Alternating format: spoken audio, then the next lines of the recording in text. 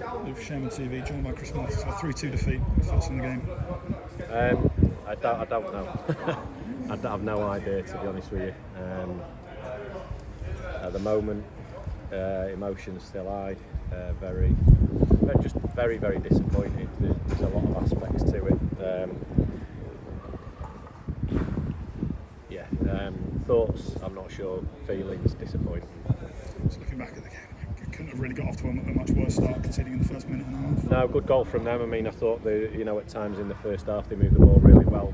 The move down their right, our left, I couldn't really clearly see the rotation that went on, but I thought it looked like a really slick movement. And when the ball came across and into the box, it was clear that they were going to score from it. So couldn't have got off to a worse start really, and then being 2-0 down so quickly was a worry really, because the two clearest chances they'd scored off, and again a set piece which we've gone through all the analysis. We know how many they've scored. They've scored the majority of their goals so far this season off set pieces.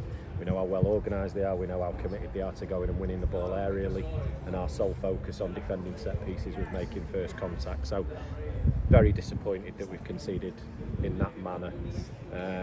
But then I thought the lads reacted really well and grew into it, and I've harped on plenty this season about what a young group it is, and to come to a place like this with the atmosphere the way it was, and under the caution 2-0 down at that stage of the game, they could go one or two ways, and I was really pleased to see the direction that they went in, which was they went to war with Chesterfield and really put them under some pressure.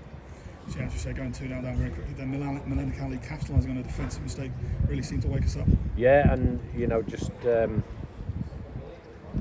listen, there's definitely immediately, I'm talking to the staff there just immediately after the game, and there's some real important learnings, again, related to them being a young group of players.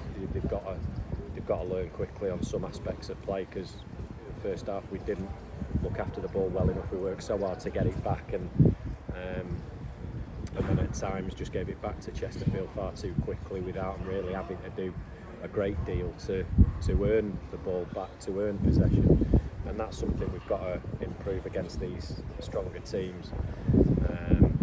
And we did that in the second half, so all credit to the lads for the way they went about our instructions at half time, and controlled more possession in the second half, and then had a spell where you thought we could have potentially pulled ourselves back into the game a little bit sooner. So in that second half certainly came out a lot better, and Luke Summerfield equalising from the penalty spot. Yeah, so we've got one penalty. I thought we should have had another one in the first half. Millie Ali's gone driving into the box, and there was a shoulder in the back, and I can't for the life of me figure out why that wasn't a penalty. Millie's got wrong side of his defender, and the defenders had no choice but to bring him down. So I don't know why that wasn't given, but thankfully the foul on Tyler was given, and Summers did what Summers does. So yeah, brought it level, and then we felt we were going to go on and win it. We were, even before they were down to 10 men, we thought we were going to go on and win it. But that was the discussion at half time, was how we win this game. We weren't coming here to try and eke out a draw. We wanted to show that we can compete with these are the best in the division, I've got no doubt about it. Barnet are a very good side as well, but I think at the moment, player for player, these are the best in the division. So we've shown that we can go toe to toe with them. Just incredibly disappointing that we didn't get more out of the game. So we won't talk about the referee too much, but obviously a red card for him, for a pretty strong tackle. Yeah, and it's listen, that's a tricky one. I think it was a real combative game. I thought it was two teams going after it. I thought we'll stand up to anyone. These lads are very committed and want to succeed, so they will go toe to toe with anyone. I felt the sending off for Adam, he's give the ref an opportunity. The players are telling me that there was a little bit of maybe a bit of disagreement between the officials, in that the linesman on that side felt it was a yellow card, and the ref's gone immediately to his pocket to get a red. Maybe he felt that having sent one of their players off, he couldn't turn down that situation. I don't know, but but that was a turning point. There were a few, I think, Aaron Cosgrave's had a fantastic game, especially as he's growing into the second half. He's really starting to have an impact. The intelligent runs he's making, the way he's threatening their possession across the back line. He was really starting to grow into the game, and then that collision meant he had to come off, and I think that undermined some of our momentum. And then clearly, just as we're starting to build the pressure against Chesterfield as they're down to 10 men, and it's all getting a bit frantic and a bit fraught for Chesterfield. We had the sending off of Adam, which was another crucial turning point. So there's no shame in the performance for the boys. I think they've represented the fans fantastically well. And listen, while I'm on the point, I think the fans were unbelievable again tonight. They got behind them. The fans could have capitulated when we're 2-0 down away at Chesterfield in the first half, but they were fantastic, and they played their part in actually getting us back into the game.